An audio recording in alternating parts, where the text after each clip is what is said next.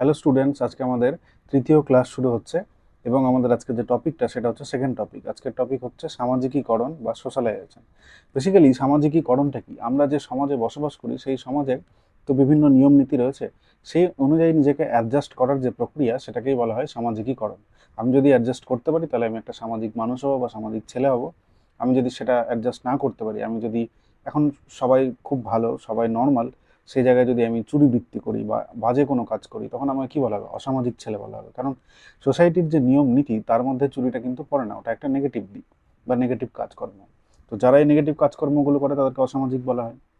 আর যারা তথাকথিত সমাজের সঙ্গে অ্যাডজাস্ট করে চলতে পারে তাদেরকে কি বলা হয়? সামাজিক বলা হয়। আমরা সবাই সামাজিক এবং সামাজিক হওয়াটাই আমাদের লক্ষ্য। এবার কোনো শিশু কিভাবে সামাজিক হতে পারবে সেটাকেই বলা হচ্ছে সামাজিকীকরণ। তো আজকে আমরা সেকেন্ড স্লাইডে যদি যাই, সেকেন্ড স্লাইডে আমরা দেখব সামাজিকীকরণ কি। সামাজিকীকরণ বলছে socialisation is the process of internalising the norms and ideology, এটা সাব হয়ে গেছে, এটা অফ হবে, অফ সোসাইটি। অর্থাৎ সমাজের যে নর্মস রয়েছে মানে নিয়ম কানুন রয়েছে, আইডিওলজি মানে কি? আদর্শবাদ।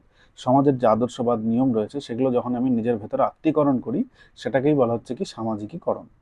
আচ্ছা, এরপরে কি বলা হচ্ছে? Family is the miniature version of society.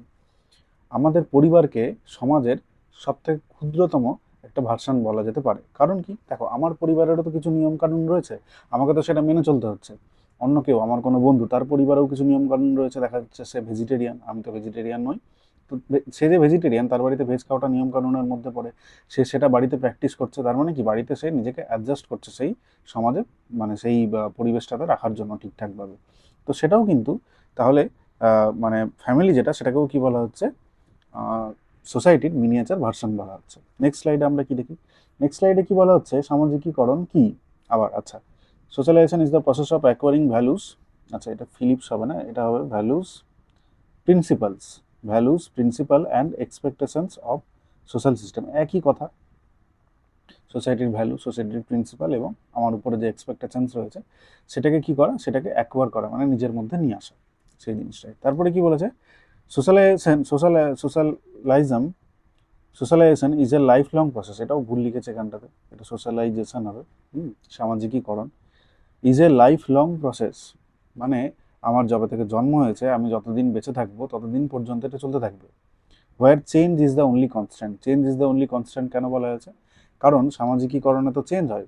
আজকে সমাজ যেরকম আছে, 20 বছর পরে তো সমাজটা এরকম হবে না। যদি 20 বছর পরে আমি সমাজের সঙ্গে তাল মিলিয়ে না চলতে পারি, তাহলে তখন আমাকে কী করতে হবে? সমাজের থেকে পিছিয়ে পড়ে যেতে হবে। যেমন এখন জেন জি চলে এসেছে, বা এরপরে জেন আলফা আসবে, জেন বিটা আসবে। তারা যেভাবে সমাজটাকে দেখতে চাইছে, যদি সেভাবে আমরা রিপ্রেজেন্ট না করতে পারি, তাহলে আমরা তাদের কাছে কি পিছিয়ে পড়া হয়ে যাব। যাই হোক, এটাই হচ্ছে মূল গল্প। এরপর আমরা নেক্সট স্লাইডে যাই। নেক্সট স্লাইডে কি বলছে? সামাজিকীকরণের বাহক বা রিপ্রেজেন্টেটিভ বলে, এটা রিপ্রেজেন্টেটিভস অফ সোশ্যালাইজেশন। কী বলা হচ্ছে? পরিবার বা ফ্যামিলি।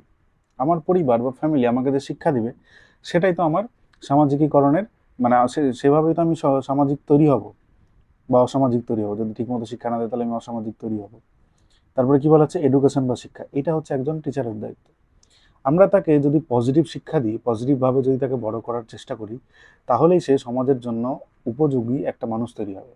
ধরে নাও, লাদেনের কথা যদি আমরা ধরে নিই এক্সাম্পল হিসাবে, লাদেন তো পড়াশোনায় খারাপ ছিল না, ইঞ্জিনিয়ারিং পাস করেছিল, তার অনেক মানে ইয়ে ছিল, ডিগ্রি ছিল, কিন্তু সে কখনোই একজন মানে সোশ্যাল ম্যান হতে পারেনি বা সামাজিক মানুষ হতে পারেনি। সে একটা অসামাজিক একটা মানুষ তৈরি হয়ে গেছিল। কারণ সে যে চিন্তা ভাবনা তৈরি করেছিল বা তার শিক্ষার মধ্যে কিছু ত্রুটি থেকে গেছিল, যার ফলে তার বিকাশ ঠিক মতো, মানে বিকাশটা পজিটিভ দিকে একদমই হয়নি।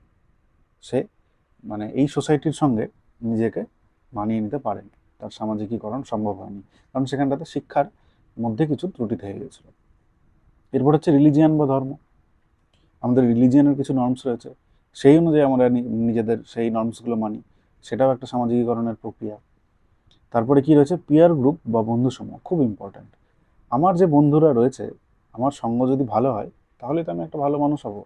আমি যদি দেখি আমার বন্ধুরা সারাদিন পড়াশোনা করছে না, এদিক ওদিক করে বেড়াচ্ছে, তো আমার যে পড়াশোনার যে মেন্টালিটি বা আমার যে এই যে এখন চাকরি বাকরির চিন্তা ভাবনা হচ্ছে, এই মেন্টালিটি তো আমার থাকবে না। তো আমার বন্ধুরা আমার উপরে যে প্রভাব ফেলে, পজিটিভ প্রভাব হোক নেগেটিভ প্রভাব হোক, তারাও কিন্তু একটা সামাজিকীকরণের কাজটাই করে এই মানে আমার আশপাশে থেকে, প্যাসিভভাবে হলেও করে। তারপর হচ্ছে লিগ্যাল সিস্টেম বা আইনি পরিভাষা। মানে লিগ্যাল সিস্টেম মানে আমাদের এখানে যা নিয়ম রয়েছে সেই নিয়ম অনুযায়ী আমাদেরকে চলতে হয়। রাস্তার বাঁ দিক দিয়ে আমরা গাড়ি চালাই, ইউরোপে সেটা রাস্তার ডান দিকে গাড়ি চালায়, তো সেখানে সেটা নিয়ম, সেখানকার লোকজন সেইভাবে নিজেদেরকে অ্যাডজাস্ট করে, ইন্ডিয়ার লোকজন বাঁ দিকে গাড়ি চালিয়ে নিজেদেরকে অ্যাডজাস্ট করে। এগুলো হচ্ছে তোমার লিগ্যাল সিস্টেম বা আইনি পরিভাষা। এর পরেরটা, আচ্ছা এর পরেরটা হচ্ছে ল্যাঙ্গুয়েজ বা ভাষা, এটা পরের পয়েন্ট হবে। দেখো ল্যাঙ্গুয়েজ বা ভাষা, আমার যেটা ল্যাঙ্গুয়েজ আমি সেটাতেই কমফোর্টেবল, এবং সেটাতে আমি কমফোর্টেবল হওয়ার জন্য আমাকে সামাজিকীকরণ হতে হবে। আমি যদি এখন এখানে সবাই বাংলায় কথা বলছে, আমি এখানটাতে হঠাৎ করে এমন একটা ভাষা বলে দিলাম যেটা কেউ বুঝতে পারছে না, রাশিয়ান ভাষা বলতে শুরু করলাম, তাহলে তো আমি নিজেকে সমাজের অঙ্গ হিসেবে সেখানটাতে দেখতেই পাবো না, বা তারাও আমাকে সমাজের অঙ্গ হিসেবে দেখবে না। তো ল্যাঙ্গুয়েজ বা ভাষাও কিন্তু একটা ফ্যাক্টর সামাজিকীকরণের। নেক্সট হচ্ছে মিডিয়া বা মাধ্যম। এই যে আজকে ধরো সোশ্যাল মিডিয়া, এই সোশ্যাল মিডিয়া সামাজিকীকরণকে কোন জায়গায় যে নিয়ে গেছে। এখন এই যে বলো না ট্রেন্ডে যে জিনিসটা ঘটছে আমরা সবাই সেটা করছি, তার মানে কি আমরা ওই ট্রেন্ডটার সঙ্গে অ্যাডজাস্ট করছি, এটাও কিন্তু একটা সামাজিকীকরণ। এটা আমি শুধু সোশ্যাল মিডিয়ার কথা বললাম, এটা প্রিন্টেড মিডিয়াও হতে পারে, বইপত্র পড়ে, পেপার পড়ে, বা আমাদের যে খবরের চ্যানেল রয়েছে সেগুলো হতে পারে, সব কিছুই হতে পারে। এই মিডিয়াও কিন্তু আমাদের সামাজিকীকরণের একটা রিপ্রেজেন্টেটিভ বা বাহক। নেক্সট স্লাইডে যদি আমরা যাই, নেক্সট স্লাইডে কি আছে? নেক্সট স্লাইডে আছে প্রাথমিক সামাজিকীকরণ এবং গৌণ সামাজিকীকরণ। প্রাথমিককে কি বলা হচ্ছে? প্রাথমিককে বলা হচ্ছে পরিবার, যেখান থেকে আমি একদম ডিরেক্টলি কি হচ্ছি, প্রভাবিত হচ্ছি। আমার বাবা আমাকে যে শাসনগুলো করছে আমি সেটা মানছি, মানে আমি ডিরেক্টলি প্রভাবিত হচ্ছি। আমার মা আমাকে যেটা বলছে আমাকে সেটা করতে হচ্ছে, মানে আমি ডিরেক্টলি প্রভাবিত হচ্ছি। এটা হচ্ছে কি আমার প্রাথমিক সামাজিকীকরণের বাহক। আর কি আছে? গৌণ সামাজিকীকরণ। স্কুলে স্যার ম্যাডামরা বলছেন সেটাও প্রাথমিক, কিন্তু ধরুন আমার স্কুলে কিছু নিয়ম রয়েছে যেটা সবাই মানে না, কিন্তু প্যাসিভভাবে আমার মধ্যে চলে আসছে, মানে অনেকে মানছে, সেই সেই মানাটা দেখে প্যাসিভভাবে আমার মধ্যে আসছে যে না এটা আমাকে মানতে হবে, আমাকে 10টার মধ্যে স্কুলে যেতে হবে। না গেলে বকবে সেটা আলাদা বিষয়, কিন্তু মহাভারত তো অশুদ্ধ হয়ে যাবে না। কেউ যদি প্রত্যেক দিন দেরি করে যায় তাহলে তাকে প্রত্যেক দিনই দেরি করে ঢুকতে দিতে হবে, তাকে তো আর স্কুল থেকে বিতাড়িত করবে না, এটা তো তার ইসের মধ্যে পড়ছে না। হ্যাঁ, তাকে শাসন করা হবে, কিন্তু আমরা এটা ন্যাচারালি করি না, কারণ আমরা প্যাসিভভাবে সেই জিনিসটা পেয়ে যাই যে সবাই যখন করছে না তাহলে তো আমার এখানে করার কোনো মানে হয় না। তাই এখানটাতে স্কুল, এটা হচ্ছে গৌণ একটা সামাজিকীকরণ। স্কুল হতে পারে, পাবলিক লাইব্রেরি হতে পারে, মানে যেখানে তোমাকে জোর করে কিছু বলে দেবে না, কিন্তু তোমার মধ্যে নিজে থেকেই সেই জিনিসটা আসবে। পাবলিক লাইব্রেরিতে গিয়ে তো আমরা খুব বেশি জোরে জোরে কথা বলি না, আস্তে আস্তে কথা বলি, কারণ সেখানটাতে ওটাই নিয়ম। কেউ জোরে কথা বলছে না, তাহলে আমি কেন জোরে কথা বলবো? তাহলে তো বাকিদের ডিস্টার্ব করা হবে, বা অন্য কেউ যদি জোরে কথা বলে আমি ডিস্টার্ব হবো। এই কথা ভেবে যখন আমি জোরে কথা বলছি না, তখন কি হচ্ছে, আমরা প্যাসিভভাবে সোশ্যালাইজেশনের দিকে এগোচ্ছি। ঠিক আছে, নেক্সট স্লাইড আমরা দেখি। নেক্সট স্লাইডে কি বলছে? সামাজিকীকরণ একটি ড্যাশ প্রসেস। এটা প্রথম অপশন দিয়েছে ডিসকন্টিনিউয়াস, সেকেন্ড অপশন দিয়েছে temporary, third option life long, এবং ফোর্থ অপশন শর্ট পিরিয়ড। কি হবে? দেখো ডিসকন্টিনিউয়াস তো হবে না, কারণ আজীবন ধরে এটা চলতে থাকে। টেম্পোরারি হবে না, অল্প সময়ের জন্য তো হয় না যে আজকে আমি সোশ্যালাইজড হয়ে গেলাম তারপরে কালকে থেকে হলাম না, কালকে থেকে বন্দুক নিয়ে ঘুরে বেড়াচ্ছি, সেটা তো হবে না। তাহলে এটা টেম্পোরারিও হবে না।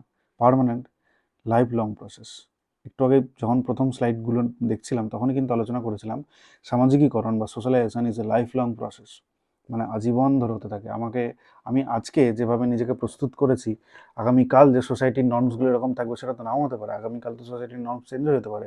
তখন আমাকে আগামীকাল সোসাইটির যে নর্মসগুলো তৈরি হবে সেই অনুযায়ী নিজেকে কী করতে হবে, নিজের মধ্যে আত্মীকরণ করতে হবে ওই নিয়মগুলোকে। তো ওটা আমার লাইফ লং ধরে হতে থাকবে, এবং এটাই হচ্ছে সামাজিকীকরণের কি বলবো, একটা বিউটি। ঠিক আছে, সামাজিকীকরণ একটি lifelong process. Option C হচ্ছে আমাদের কারেক্ট আনসার। নেক্সট কোশ্চেন আমরা দেখি। নেক্সট কোশ্চেন কি বলছে? সামাজিকীকরণের কোন বাহক কোনটি? আচ্ছা কোন না, এটা হবে গৌণ বাহক, গৌণ বা প্যাসিভ রিপ্রেজেন্টেটিভ, সোশ্যালাইজেশনের passive representative. Health club, family তো হবে না, পাবলিক লাইব্রেরি, আর হচ্ছে ইকো ক্লাব। কি হবে? Health club. হেলথ ক্লাবে যখন আমি যাই আমাকে তো বলে দেওয়া হচ্ছে যে তুমি এই চর্চা করো, এটা করো, ওইদিকে লাফাও, এইদিকে নাচো, তাহলে তো সেখানটাতে আমি ডিরেক্টলি কি হচ্ছে, আমার উপর কিছু দিয়ে দেওয়া হচ্ছে, আমি সেখানটাতে ডিরেক্টলি সেটার সঙ্গে নিজেকে আত্মীকরণ করে সেটা করছি। এবার ফ্যামিলিও ডিরেক্টলি প্রভাবিত করছে। ফ্যামিলি প্রথমেই বলেছিলাম যে ফ্যামিলি হচ্ছে কি অ্যাক্টিভ বা প্রাথমিক সামাজিকীকরণের বাহক। তারপরে কি বলা হচ্ছে? Public library. পাবলিক লাইব্রেরিতে গিয়ে আমরা কি করি, চুপচাপ হয়ে যাই, পড়াশোনা তো করি, তারপরে চুপচাপ আস্তে আস্তে করি।